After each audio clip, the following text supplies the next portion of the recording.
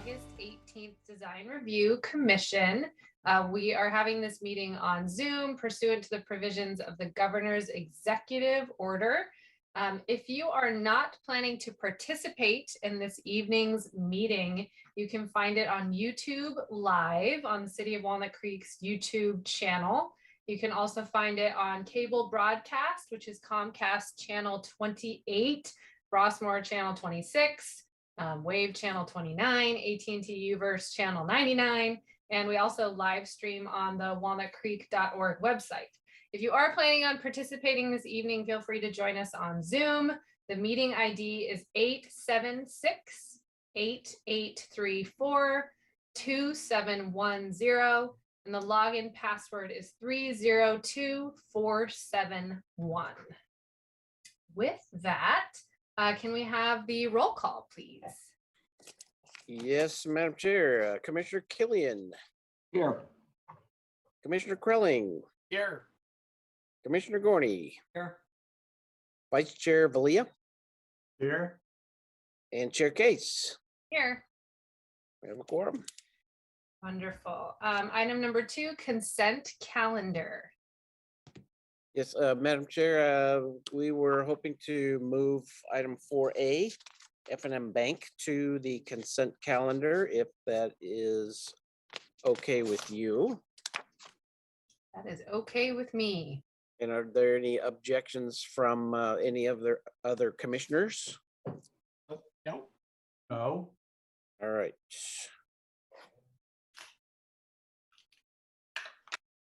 Okay, so we're looking for anyone who would like to pull the item from consent calendar, and we're looking for any public who would like to pull that from the consent calendar.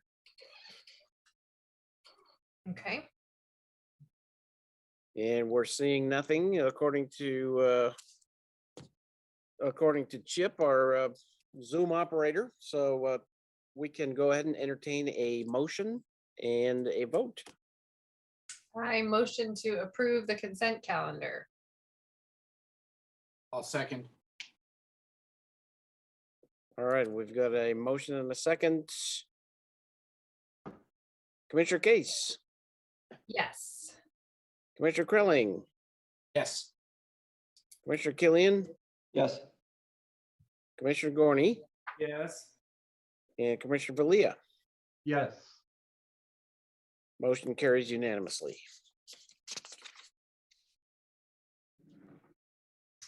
Thank you. All right, we'll move on to item 3, which are public communications. So this is reserved for comment on items not on the agenda.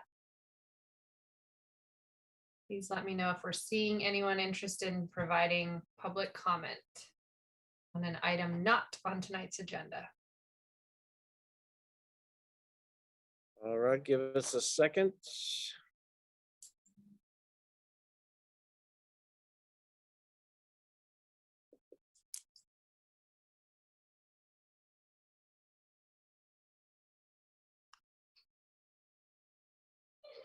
How are we looking, Chip?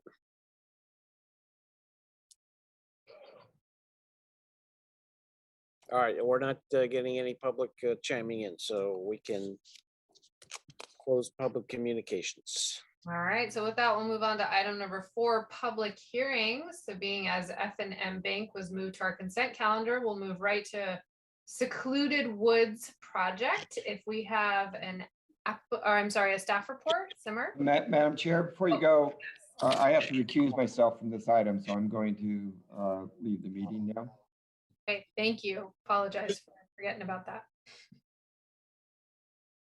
Okay, I'll share the presentation. So hang on just a second, Simmer. Thank you. Just for the record, Commissioner Killian did need to recuse, as the applicant for this item is one of his clients. So that's for the record. Okay. Thank you. Okay. So we can start.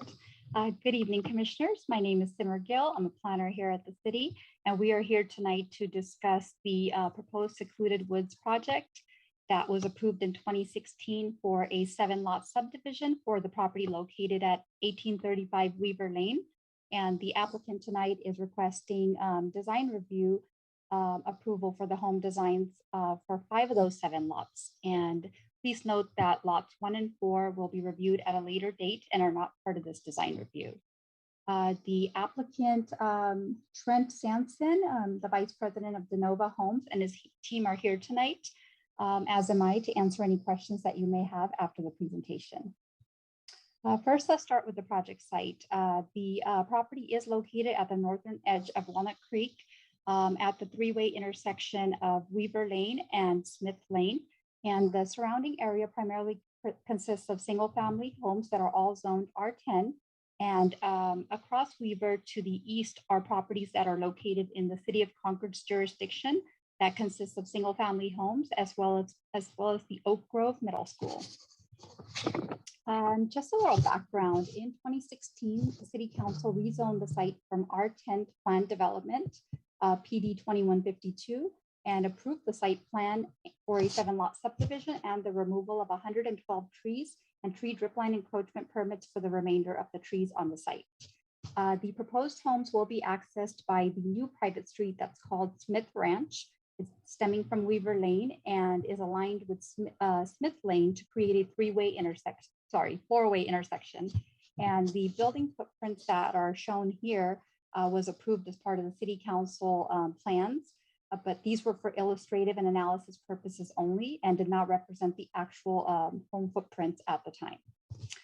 City Council approved the zoning with the intent to preserve the Smith home on Lot 1 and the Majors home on Lot 4. The Majors home on Lot 4 would be maintained as an accessory structure with a new home proposed on Lot 4.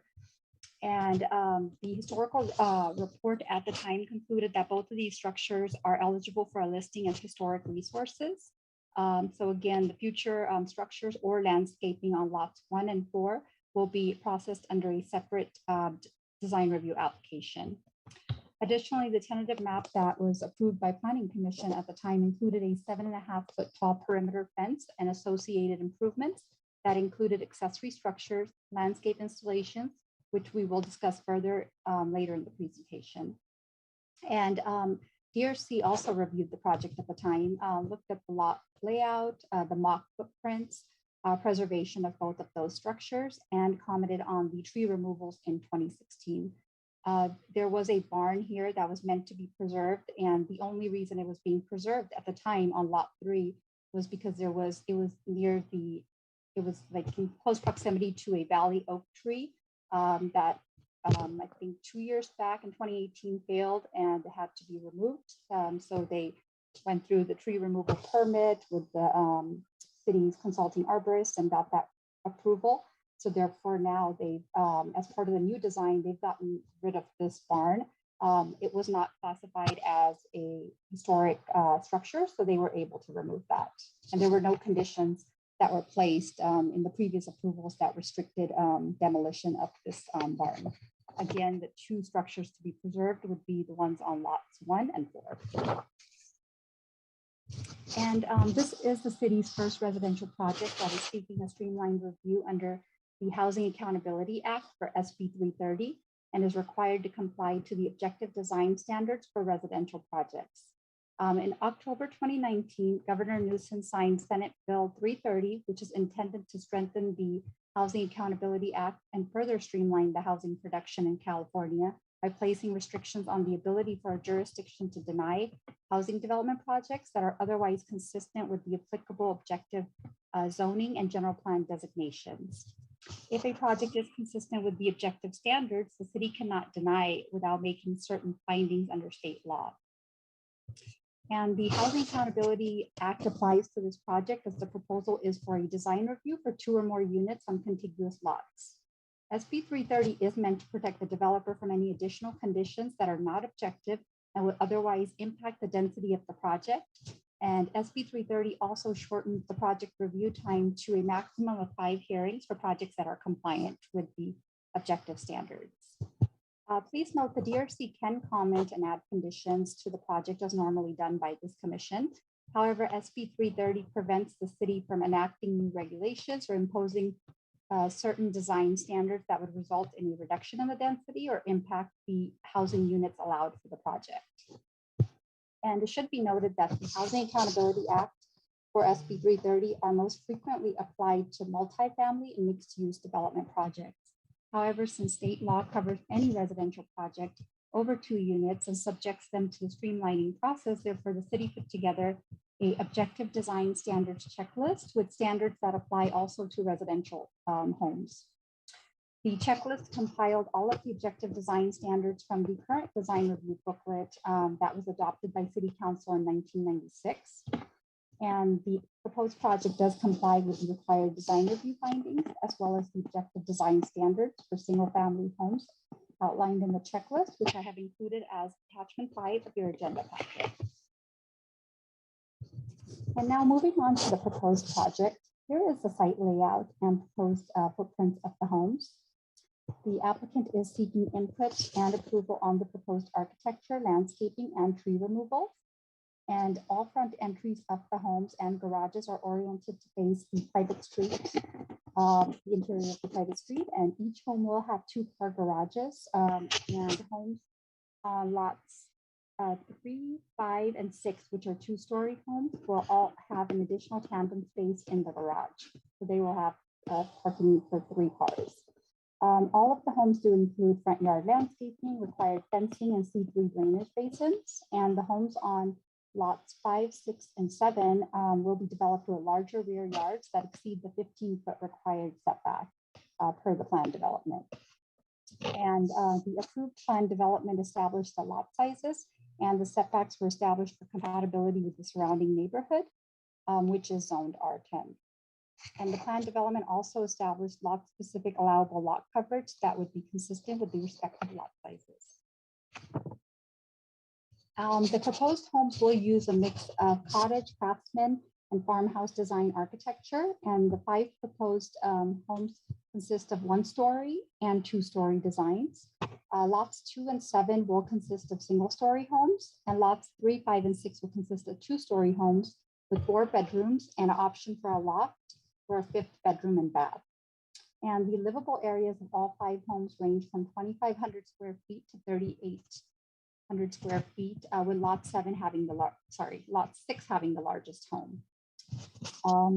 And lot 7 is a corner lot, so it's comparable to the layout of the adjoining property at 2630 Biscay Way, and was approved for a 40% lot coverage. Lots 2, 3, 5, and 6 were approved with a maximum lot coverage of 35%, which is similar and consistent with the surrounding R10 zoning district. And in all other aspects, such as building height, setbacks, and 2-story limit, the regulations will be consistent with the existing single-family neighborhood. And now moving on to the proposed home designs. Here are the front elevations of the proposed home. Please note that the homes on lot 3 and 5 will be of identical design with a different color palette, and only difference is that the garage will be flipped on lot 5 will be flipped to the right side of the homes. All 2-story homes do comply with the 25-foot height limit that includes that 4-foot roof pitch allowance, where 75% of the roof area is slope 312 or more, and all of these homes meet that parameter. As mentioned earlier, lots 2 and 7 are both single-story homes and have an approximate height of 20 feet 9 inches when measured to the ridge. And the proposed materials for each home design include the board and batten, stucco, vertical, and horizontal wood siding, and stone veneer. Multicolor exterior paint schemes are proposed. And the architectural features such as window detailing, window mullions, and window trims are carried around to each elevation of the home.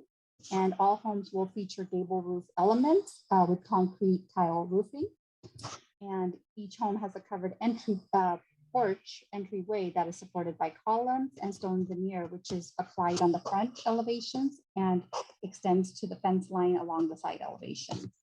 And then decorative shutters are also incorporated into the design on the front elevations on lots 3, 5, and I believe lot 6.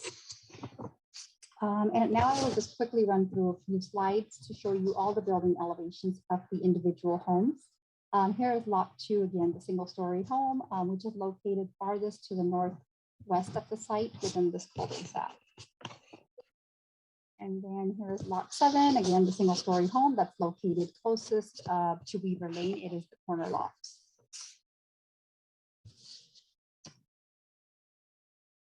And then the home on lot 3.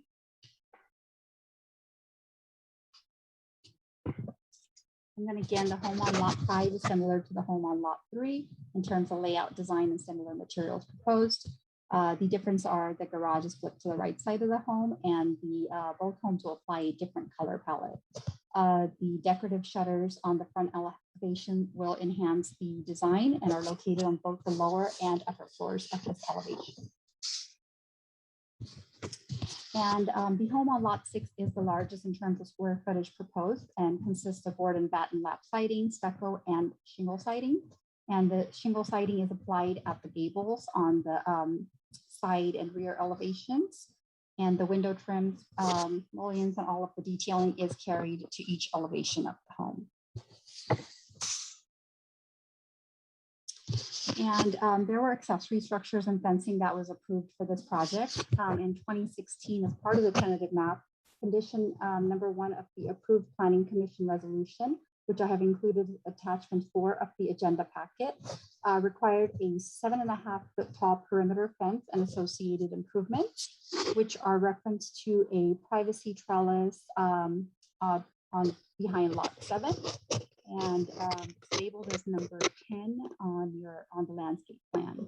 And a historical monument with a plaque that's along the frontage of Weaver. I think it's located here in this location. And then an entry rail fence with pilasters, which I have circled here right in the front along the private street. And then, of course, the specific rear yard screening trees that are also required and are shown here. And boulder rock wall details were also included to prevent vehicle intrusion into the bioswales, which are shown here, and they're scattered throughout the site in front of all of the retention basins, as well as in front of all of the homes.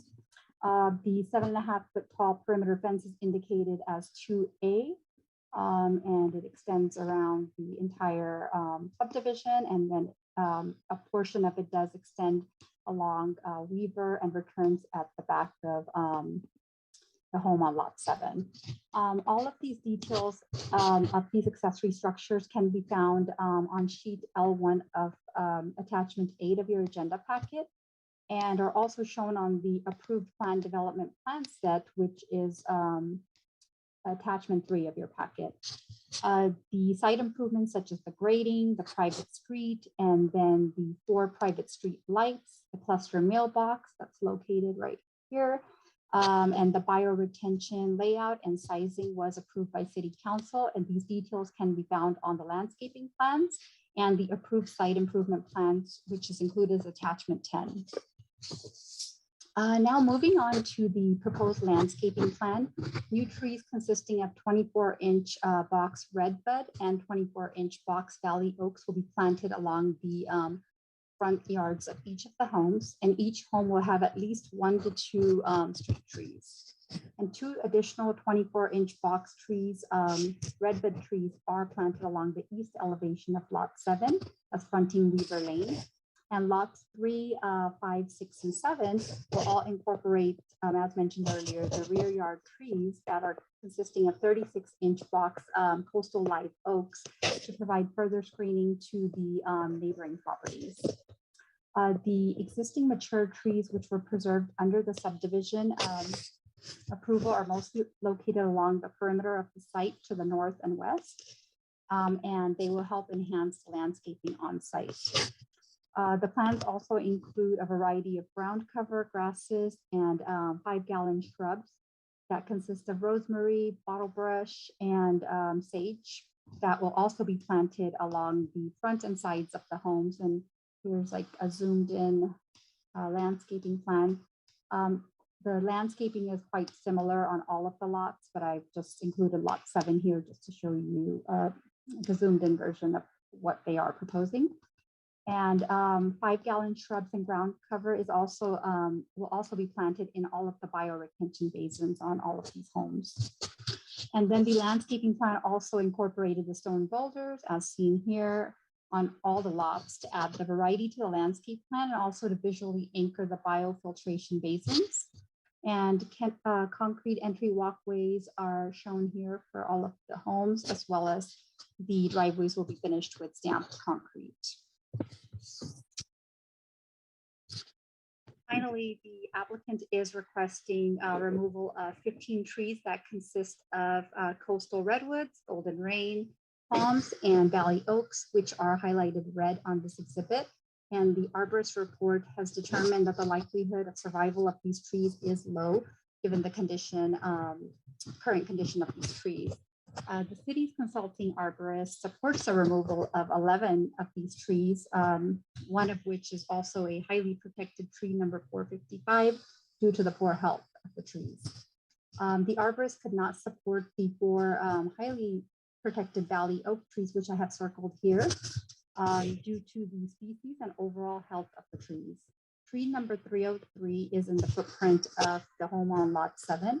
And tree 462 is near the new private street and the bioretention basin. So shall be removed for project development and construction.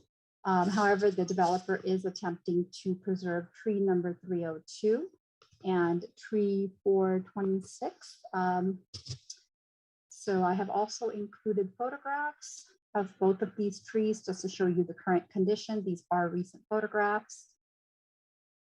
And if DRC approves removal of the 4 valley oak trees, the applicant will be subject to a mitigation fee for the tree's appraised value of $105,400, and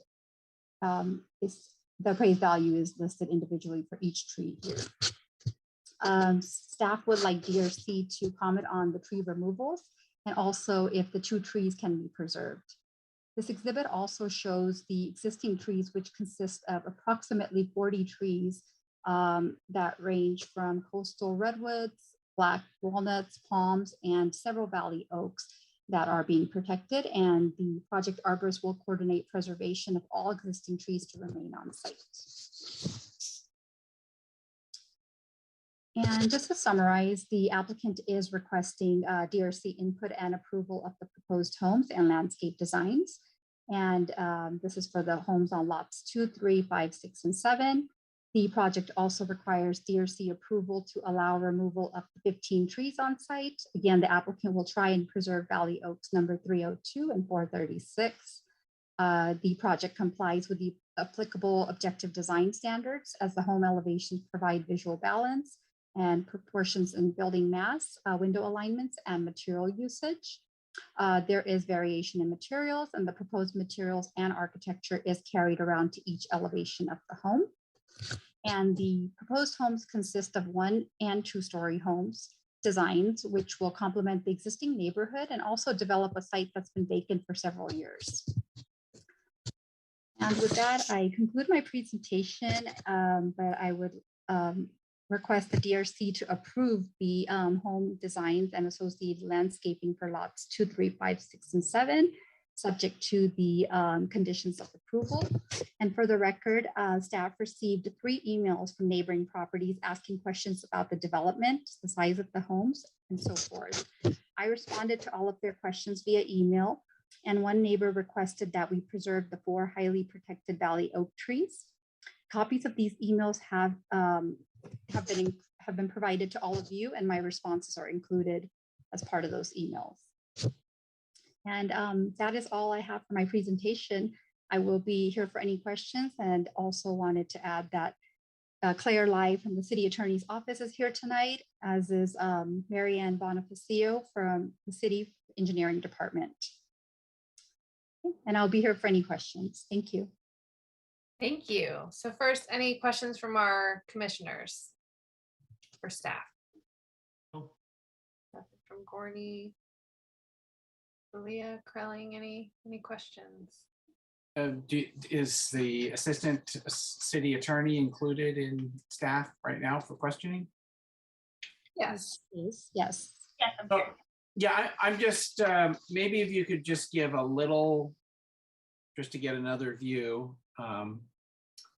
a little brief overview of sort of what you believe the DRC's authorities are, or I should say what particular limits we're being hit with the SB 330 aspect of this particular item? Yeah, certainly. So the rule that we're talking about here is the Housing Accountability Act, and you'll see that it's referred to as SB 330, the staff boards for, because SB 330 amended the act and added some requirements to it. But generally, the Housing Accountability Act requires, it restricts cities' ability to deny or reduce the densities of housing development projects, which is defined as multiple residential units or mixed-use developments that have 2/3 of the area devoted to residential use. And so in the project context tonight, I think that the DRC's ability to impose condition is going to be largely the same as before. You can still, as Simmer mentioned in her staff report, that you can still comment, impose design criteria, and as you would have done. And I think in this context, maybe a hypothetical example is if the condition that the commission decides to impose is very directly impacts the number of units or the kind of density on the site. And as a hypothetical, which is kind of exaggerating, if the commission were to say all of the units must be one level and constrained to 1,500 square feet. So that kind of condition, I think the city would have a harder time to defend as something that doesn't lower density, and that it impacts the project's ability to provide housing, which is encompassed in the denial or lower density definition. And so in that case, if the city, the commission were to want to impose that kind of condition, that it would be required to make findings that those conditions are intended to address adverse impact, and there's no other alternative to mitigate that. But because of the nature of this project, it's individual homes on individual lots. I think that in this context, the impact on the commission's authority is not as going to be not as big as if it were a multifamily project. Got it. Okay, thank you. Appreciate it. Great. So I have a question. I may be just confused, but why is this listed as a sign ordinance exception? Is that just? Yeah, that must be an error. This is not a sign ordinance exception. This is a design review. Sorry, I kept seeing that in the agenda and I was like, maybe. Actually, it's apologies. We did have a sign subcommittee meeting prior to this, so I don't know if they included it on the same agenda. Okay, great. Just wanted to make sure I wasn't losing my mind. Okay, any other questions for staff? Wonderful. Okay, is there a presentation from the applicant or just available for questions? You bet. Good evening, commissioners. Thank you all so very much. My name is Trent Sanson on behalf of DeNova Homes. We normally do prepare a presentation, but Ms. Gill was so thorough and attentive to all the details, and we've had such a collaborative process throughout our application being processed that we feel that we have nothing else to add. In addition, introducing myself, also Mike Evans, our Director of Forward Planning, Chris York with OAG Architects is here as well. Our engineers at PA Design and our landscape architect at R. Stover and Associates is on here as well. We're just very thrilled and excited to have this opportunity to continue working in the city of Walnut Creek since we originally acquired this entitled property late last year from the previous developer who obtained the map approvals. We have since gotten the final map approved by council and recorded. All the improvement and grading plans approved by the engineering department and are underway with all of our site clearing and preparations right now for grading as we speak. So as a gentleman that was born and raised in Walnut Creek, as well as Mike as well, maybe from different generations, we're both proud Los Lomas Knights. It's been a few years since DeNova Homes has built a project in Walnut Creek, so we're just very thrilled for this opportunity and think that we've done a good job of working with Ms. Gill and the rest of city staff on addressing comments, designing some homes that fit the lots and fit this neighborhood, and concur with the recommendation for approval. So if there's any questions, the design team and ourselves are here this evening for you. Great. So any questions of the applicant from our commissioners? Commissioner Gorney, yes. Okay, on plan one, I don't know if you can go to page A1. Well, you not muted, right? Okay, good.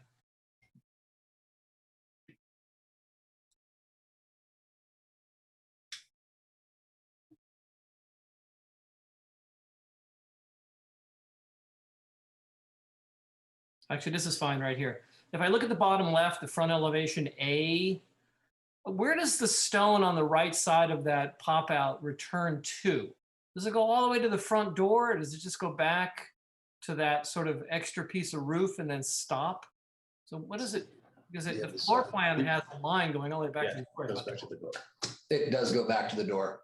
Okay, and so inside of that little porch thing, the ceiling's a little higher, and that stone's going to sort of go around that and all the way to the door. Correct. Okay.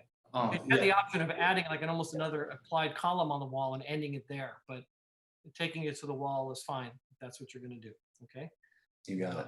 Good. And then you have details in there that show like with stone and brick where you use more of a foam detail around the windows versus wood. Right here in front elevation A, you have wood. It looks like wood anyway, shown around the stone in the stone. Is your intention to do it like that, or is that meant to be foam like the other detail? Because wood set into a stone wall seems a little odd. No, that's a foam detail. Typically, we do foam on stucco and same with foam at the stone. Okay, good. And that bedroom there, and I'm assuming the same thing on scheme 3, lot 3 on the upper right. Or I guess with brick, it doesn't really matter so much if you want to do, because in that one, it's got brick and similar situation. But I guess in brick, it's probably okay to do wood. So I wouldn't have an issue with that. Okay. In elevation A and that bedroom in the front, does it have a higher ceiling than the rest of the house? I know you have an 8-9 foot plate throughout, and then you have a taller plate at that room and at the entry. That's a raised heel in the truss. So, it looks taller from the exterior, but it's still a 9-foot plate, It is. 9-foot ceiling inside. Okay. I was going to ask if the window could be made a little taller to sort of fill some of that space above the window, but if the ceiling's at 9 feet, that wouldn't be very feasible to be able to do. Yeah, and we have 8-foot head height. So I think, Yep. Yeah, good question. Okay. And then last one is on the trees. Is my understanding that you are intending to keep those 2 trees if possible to save the $35,000? Yes, sir. If possible, we're going to do everything we can. And if unfortunate things arise, just due to the drought, especially that we're experiencing, not only construction, we'll be prepared to mitigate if needed. Okay. That was my only questions. Thank you. You got it. Thank you, sir. My question was also related to the trees. So I would just like to verify that we can ask you guys if you studied options to preserve the 2 ones that are conflicts with construction. I know there's one nearby our retention and there's one that's in the footprint of lot 7, but I just want to hear that it was studied a way to keep those, being as they're pretty significant trees. Yeah, we did try to look at that very closely in the beginning with our engineers, but just as it relates with all the storm drain, water, sewer, joint trench, roadway improvements to get everything done for the approved and recorded final map and everything related to the subdivision and home construction and setbacks and everything, it proved to be challenging for those 2. So we did go through some extensive efforts in trying to work around it with our engineers and our arborists and the city's arborists, comparing notes back and forth over the past several months. And tried, but didn't find it economically feasible to do so. Okay, is there any opportunity to consider upsizing some of the oak trees that are proposed for the front yard, since a 24-inch box is just going to take so long to have any kind of a maturity that's even remotely close to those that are coming out? Is that reasonable? I think we would need to check with our team at Stover and PA Designs, just because it's also as much as we would love to have much more full trees from them first being planted, we have to make sure that we're not conflicting with anything with PG&E, with all the utilities and everything they require. Stover, do you have any things to add on that, and PA design, anything as it relates to the utilities?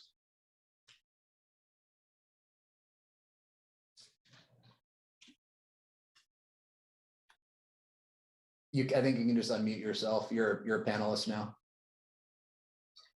There we go. Sorry. Yeah, No, you're good. Rick Stover here. My wife's Heather. That's why the name. Yeah, the dichotomy of having larger trees is you get the instantaneous impact of a larger specimen. Truthfully, the smaller container, 24-inch box, will catch a 36-inch box in about 2 years and may have a better successful rate long term. So it's kind of a trade-off. You might get a more instantaneous effect by a 3-foot box compared to a 2-foot box.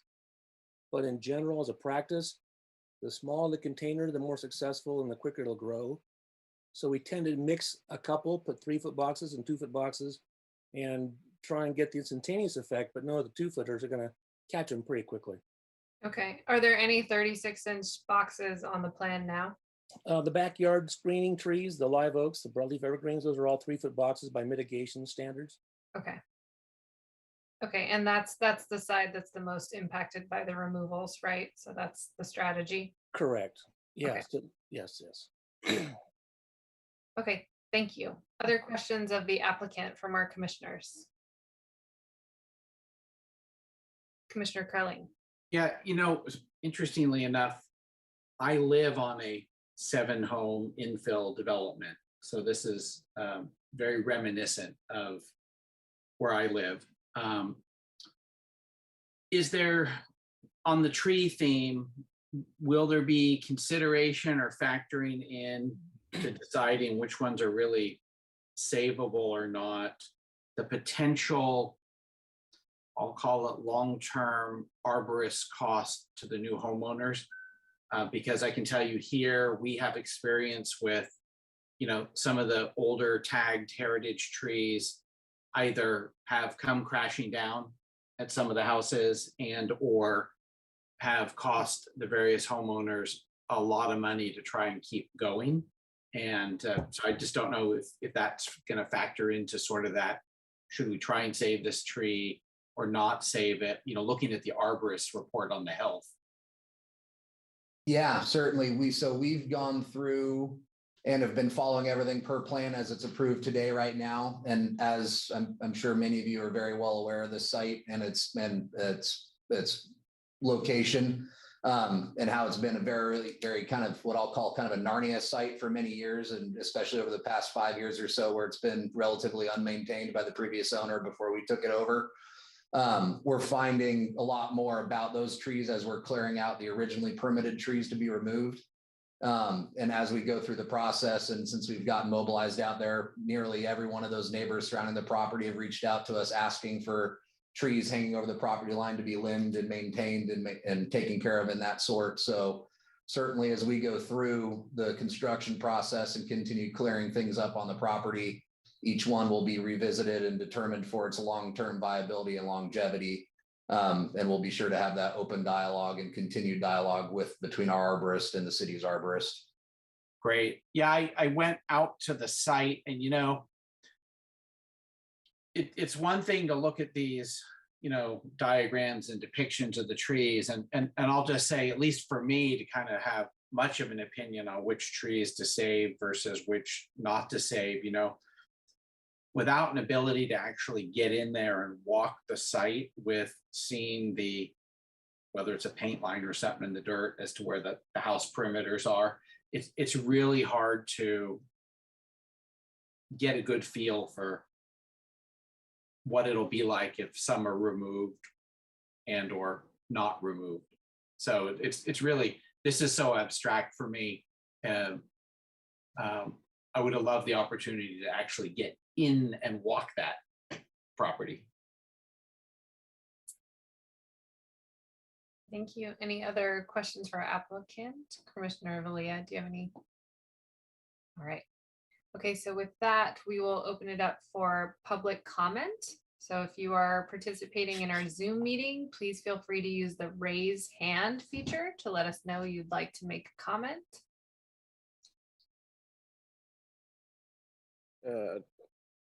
Madam Chair, we do have some raised hands. Okay.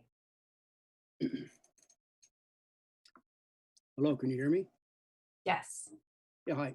My name, as Ms. Gill knows, Stan Wilson. I've communicated with you with a few emails. I'm a neighbor.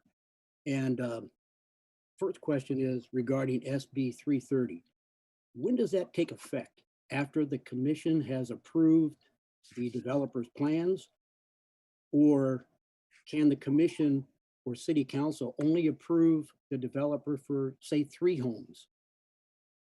I mean, does SB 330 say you have to approve a minimum of 7 homes on a site? I can answer that. So the minimum density required per the general plan for the single family medium density is 7 units.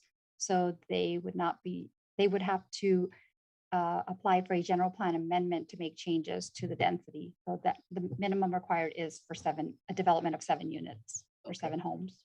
And just a few more questions for me. Sure. Why were there so many exceptions given to this developer, i.e. no curbs, no sidewalks? Why were so many exceptions when the city requires that of other developments? Why this particular developer was able to get all these exceptions? Can anybody answer that? Sure. I can try to answer that. Yeah, the private street was approved with the narrow width because of, I believe, the preservation of the structure on lot 1 and lot 4, and also because there were highly protected trees along the frontage of Weaver. And then there's also drainage constraints on site because of a flat lot.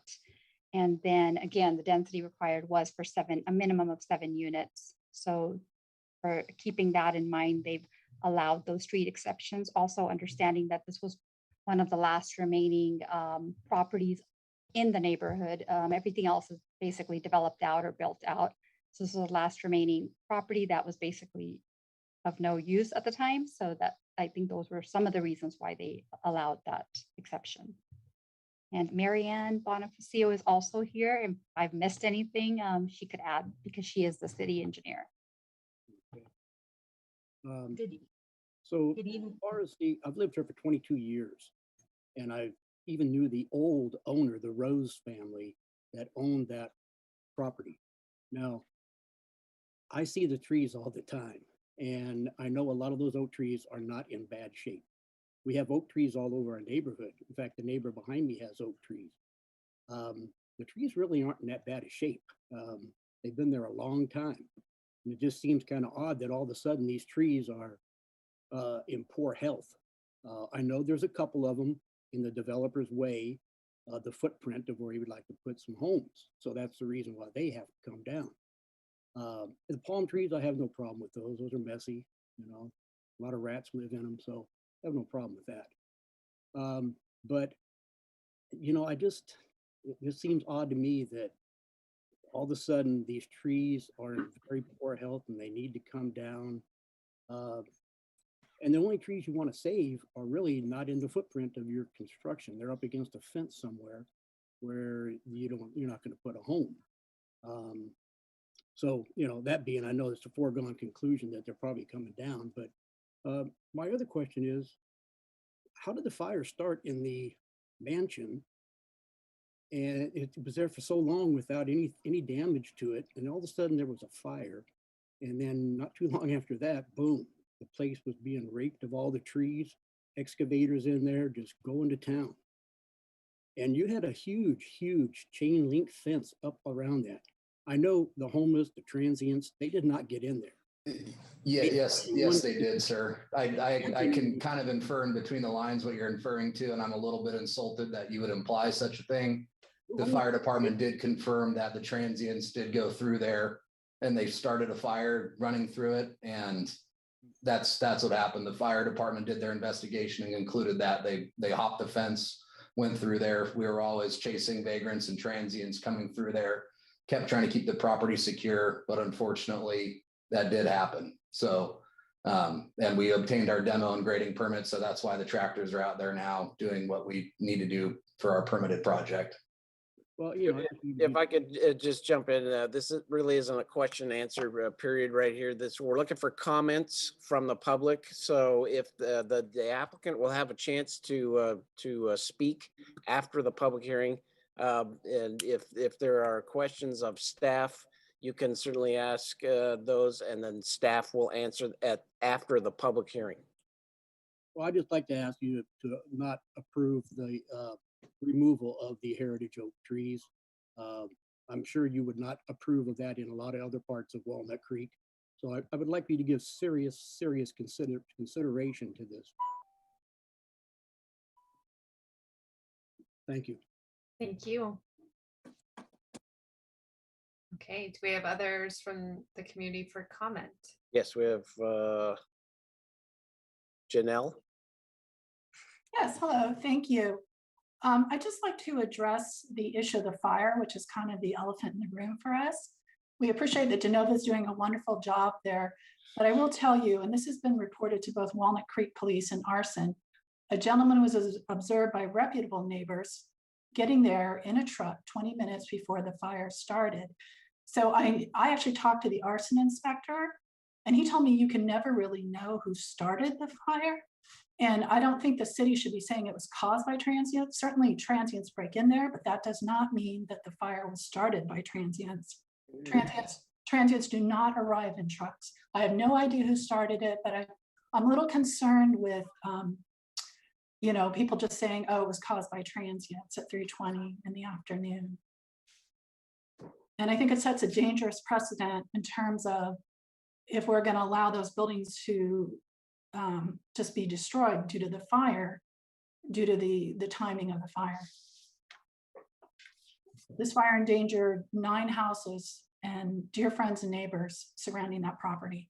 And we take it very seriously here in Carriage Square.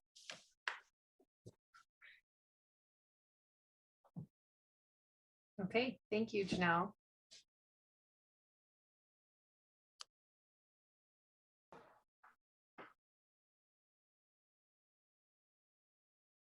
Okay, Madam Chair, I think that's all for the public. Okay, so at this point, we'll close the public comment. We can let the applicant speak to any of the comments from the commissioners or the public for a total of 5 minutes. I'll just remind everyone that we're not here tonight to discuss lots 1 and 4. That's the original mansion and the outbuilding on lot 4. Those will be handled separately. So we're here tonight to just talk about lots 2, 3, 5, 6, and 7. You bet. Thank you, Mr. Nodder. As it relates to the 5 lots that our application is pending before you here tonight, I have no further follow-up comments unless anyone on the commission has any further questions. But because our 2 neighbors brought up the subject, I feel obliged to just speak on the subject a little bit, even though our applications this evening are not for lots 1 and 4. We're a private family-owned business founded by my parents, Dave and Lori Sanson. And everything that we do is by our word and our character and our reputation. By no means would anyone on our team ever find anything or do anything to endanger the neighborhood. We kept our site security and fencing around it to try to prevent such things. I concur with our neighbors that it was a very unfortunate situation. I was out there immediately after the battalion chief called me, and I drove up in my white Ford pickup truck, which maybe the neighbors saw after it was all done, to try to go and assess the situation and everything and follow up with the fire department and as our duty. So all I can say is I concur, it was very unfortunate, but we had nothing to do with it. And I just want to leave it at that for the record. Thank you. Thank you. All right, so I'll bring it back to our commission for discussion. Madam Chair, if I could just add, did DeNova Homes have any questions on the staff report or the recommended conditions of approval or any of that? Now would be the time to bring that up. We were all good. We concur with staff's recommendations. Very good. All right, so now I'll take it back to the commission. Does anyone have comments? Sure, I'll go. All right, thank you. I'm going to start with, I want to address the issue. One of the public speakers talked about the sidewalks not being there. So I just want to add as a point of reference for background. So the development that I live in, it started the same way. It was a property with a home and a farmhouse, and now it's 7 homes. Some trees had to go, some trees stayed, some have survived. We have little to no sidewalks. I think it ends up being something necessary to get a certain amount of homes onto a property. And I also have seen a lot of other infill developments, like the proposed development and where I live, that don't have the sidewalks. And in many respects, I think the lack of sidewalks adds a lot of charm to the neighborhood and the development. And there are other parts of Walnut Creek. I'm more in the Northgate area. There are other parts of Walnut Creek, older parts that don't have a lot of sidewalks. It has a really beautiful rural feel to it, and I kind of really like it. And so that's all just some background to coming up to a comment of I like it without the sidewalks there. It looks like a very nice development. My only comment would be a little bit on the architecture, and I'm the one, just so the folks, the applicant knows, I'm the resident at large member. I am not a professional design person. I am not an architect. So I look at these things through the eyes of, people that live in Walnut Creek, and, what do I like to see when I walk through a neighborhood and look at homes, et cetera. Architectural detail, it's really hard to tell because in our package, we don't have, sometimes we see more 3D type renderings and we get a better feel for what the building's going to look like.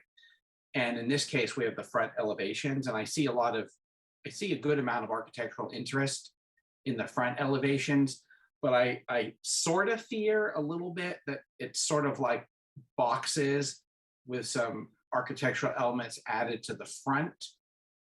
And I also can't tell how intricate overall the roof lines are. So I don't know, what thought you've given to, adding a little more architectural elements to the buildings and the roof lines. So that's just a general comment from someone who likes to look at homes and has been doing it for the 20 years I've lived in Walnut Creek, especially developments like this. I always like to go swing by. That's my main comment. I like the layout. I like the way the houses are orientated. I like the way you're doing the street on the development. I stood there and I agree. It right now that property is in a very sad state. And I think it's from all the developments I've seen, infill developments go up all around Walnut Creek. I hope that the neighbors will come to appreciate that it's a very, very nice addition to their neighborhood, because it seems to be all the other ones I've looked at. So those are my comments. Okay, thank you. Commissioner Gorney or Valia? Gorney, please. Yeah, I think the plans are very nice. I think the elevations are fine. And materials, and I looked over the details that were given, and even though they're generic, they are mixed a little bit. So there's some differences in the window trims, and things are fine. And I understand, Charles's concern, but at least, the detail on the front that with the gables, with, a secondary material and some little corbels is done all the way around. And I think it's fine. I think with fences and trees, you're not going to see a lot of the back of the buildings. So I'm fine with it myself. I also little details like the shutter sizes being appropriate for the windows that they're around, or things that I like to look for. And also what we talked about with the stone and the brick having a different detail, so it's not wood, works fine for me. I like the fact that they turned lot 3 sideways to put the backyard against their own neighbor instead of the neighbor on the other side of the fence. I think that was a nice touch that kind of worked. As far as trees, I really have to rely on the arborist and the owner's reps for that. I don't know enough about trees. I always say, in Contra Costa and Walnut Creek, trees are gods and they have to be protected at all costs. And as we start looking at, fires and things falling on PG&E lines and dead trees and drought, I'm not so sure that that's appropriate all the time anymore. And I think the fact that they're doing a mix of 36s and 24s, particularly using 36s along the fence lines with this privacy to the neighbors, is a fair way to deal with that. So I'm okay with it. I'm okay without sidewalks and curbs too. I think sometimes you just get too wide an area of paving and sidewalks, and it just feels less homey and less like a neighborhood. And so it's not a major street that goes anywhere. There's only 7 houses there. And so I think the fact you get more landscaping along the street for me is a benefit. I don't think there's any problem walking along that street. This is one of those areas, of course, where I like to do, narrower roads with rolled curbs that the trucks can drive on, but also implies a sidewalk. But that's a discussion for another day. And I'm really glad they're going to try to keep trees 436 and 302. I was glad to hear that this was not the original owner of the property, that they took it over, because I was kind of concerned about the fact that the property has not been maintained. And so, this developer obviously is not the one that didn't maintain it. So other than that, I'm ready to move this thing forward and approve it. Great, thank you. Commissioner Valia, any comments? Yes, I think they've been summed up by Charles and Joseph. Extra things that I do like. I mean, different from many of the projects that we've seen before, this density is not as dense as the previous projects we've seen. There's sufficient open space between the houses. I like the lot coverage. I like the layout of the buildings. I like the scale. I like the combination of the 1 stories and 2 stories. There's one thing that Charles pointed out too, and I completely agree with them. There's been emphasis on one of the elevations. The other 3 elevations or more elevations to the houses, they become very secondary. The side elevations are very secondary. They don't have the same level of development that the front elevations do have. But I mean, I think the street scenario is very attractive. I like the elevations, the front elevations as they happen. And I like the distances between houses. I like the lot coverage very much. Okay, thank you. So I agree with everything that was previously said. I don't have any particular issues with the architecture. I appreciate that. I'm hopeful that the mature trees are valued because they really bring a different character to things. So I'm trusting that you guys did your best to study how those could be saved. And I do know the challenges of tight spaces, and I think the narrow road and no sidewalks probably helped that as best it could. And so if we are comfortable, I am okay with the removal of the trees as indicated. I'd like to see the 2 identified this evening saved if possible. And unless I'm hearing other specific requests, it sounded to me like we're willing to move this one forward without any particular exceptions or anything. Is somebody in misagreement with that, or on the other hand, is somebody ready to make a motion for how we would like to move this forward? Yeah, I'll make a motion. I'll make a motion that we approve this project Y21038, and just make sure it's in the staff report or in the conditions that every effort is made to save the 2 trees whose numbers I did not write down, 426 and 3 something. I wrote them down and I threw it away. But the 2 trees that we discussed trying to save, that a major effort is made to save the 2. I second that. Second and a third. Yeah. Okay, so we got a second from Commissioner Valia, is that right? Yes. Yes. All right, just to clarify, so we're up, the motion is to permit all of the tree removals as proposed, with the understanding that the 2 trees would be great if we were to try to say, if the applicant was to try to save those. Is that correct? Yeah, well, it's 430, 4036 and 302. Yeah, I mean, it sounds like, obviously the developer understands that there's value to them and he has to pay a bunch of money if he takes them out. So I'm okay writing it that way. Okay, another clarification is, if we're approving all the trees, then the developer will have to pay for the value. We can't they're either removed or they're saved. Okay, then we're going to save 436 and 302. Yeah, the 2 that they propose to save. Yep. We're going to save. Yes. Okay, so is that okay with the seconder of the motion? Yes, completely.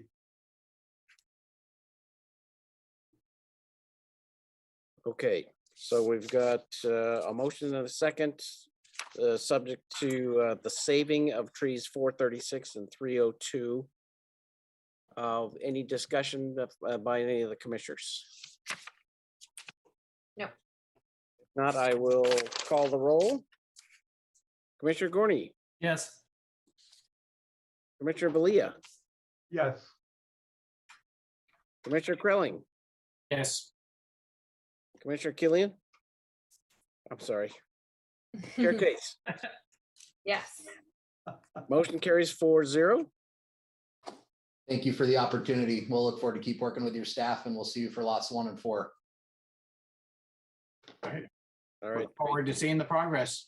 You got it. Thank you so much. We appreciate your time. Thank you.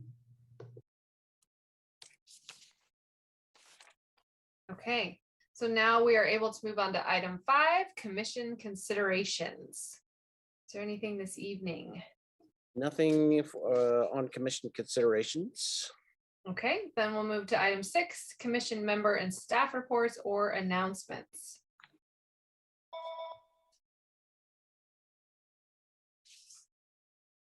Nothing from any of the commissioners. Let's see, I will just mention that it looks like we will have an item on the next commission meeting, September 8th. So we will need you folks on September 8th, plus the sign subcommittee will need to be invoked. We do have one item for the sign subcommittee to take a look at too. So that being the case, this will not be my last meeting. Yay! All right. So you've got me for one more. All right. Woohoo!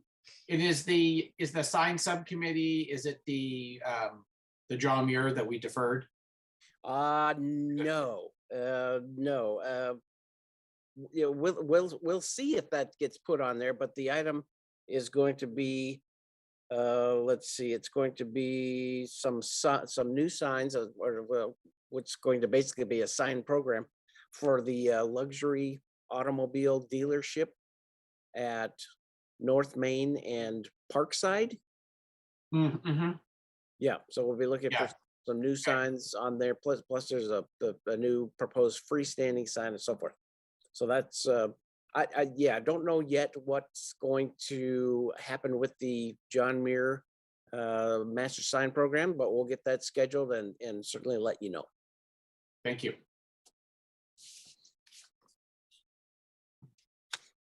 Okay, anything else for our commission member staff reports or announcements? Going once. All right, then that is it. We move to adjournment. Bye. Miss All you. right. Guys. Bye. Thank Thank you. Bye. Thank you, everybody.